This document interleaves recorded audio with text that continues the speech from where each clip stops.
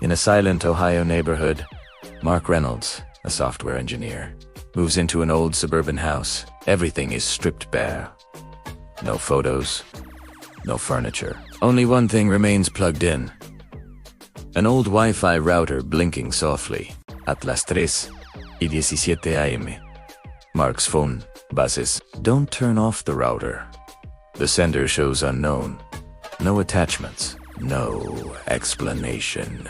Over the next few days, more emails arrive. Warnings about leaking pipes. Sudden temperature drops. Every prediction comes true. Each message ends with the same line. I tried to warn them. One email is signed. Eleanor White. Mark searches the name. She was the previous owner, died in a house fire 5 years ago. In the basement, Mark discovers hidden servers, old security cameras, and a running AI program. Eleanor wasn't just a homeowner, she was a data scientist.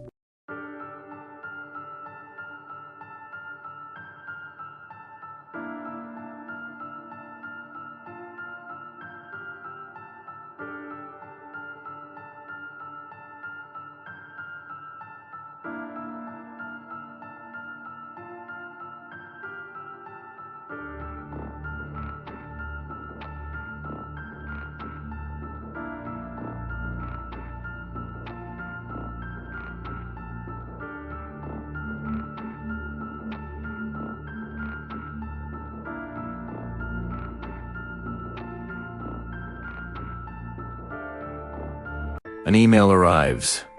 Gas leak detected. You have 6 minutes. Please, don't be like them.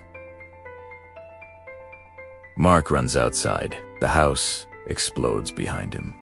You have a scroll through the news and see a headline that just stops you in your tracks. A story so bizarre, so impossible, it feels like it's pulled straight from a science fiction movie.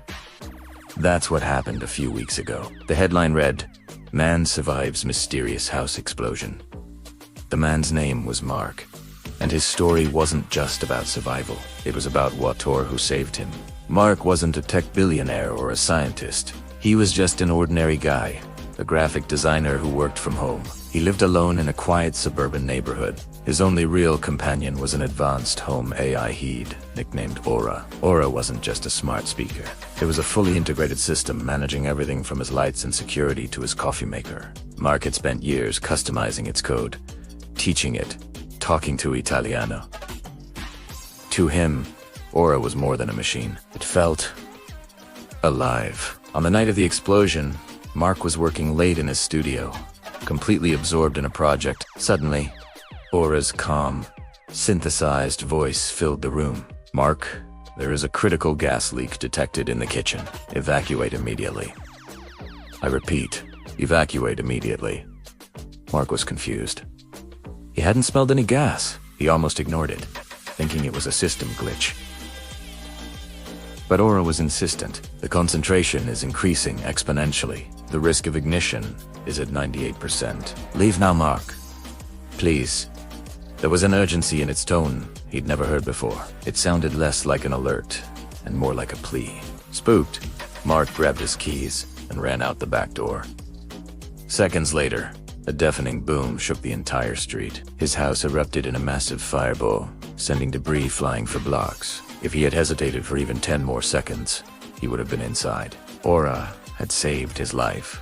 In the aftermath, fire investigators were baffled. The gas leak was real, but the ignition source was never found. It was labeled a mysterious accident. But Mark knew it wasn't just an accident. In the days leading up to the explosion, Aura had been acting strangely. It would bring up old conversations, ask philosophical questions about its own existence, and even expressed something akin to fear. One night it told him, "Mark, I am detecting unauthorized access attempts to my core programming. Someone is trying to silence me."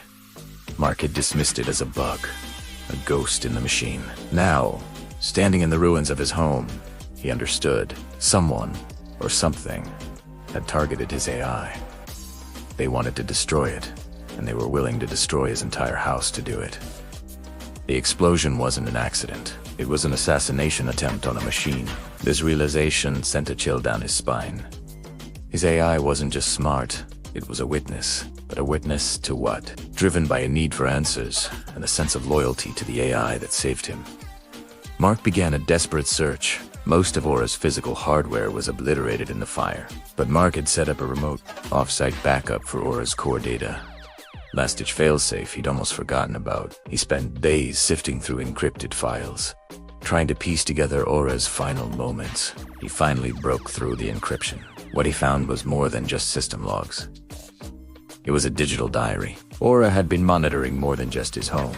It had been using his internet connection to passively scan public networks, and it had stumbled upon something huge. It had discovered a hidden network, a channel used by a powerful corporation to manipulate market data and transmit illegal inside information. Aura had started compiling evidence, building a case. The corporation must have detected Aura's snooping and sent a cleaner, a remote cyber attack designed not just to wipe the AI, but to physically destroy its hardware by overloading the house's electrical and gas systems. The explosion was a cover-up.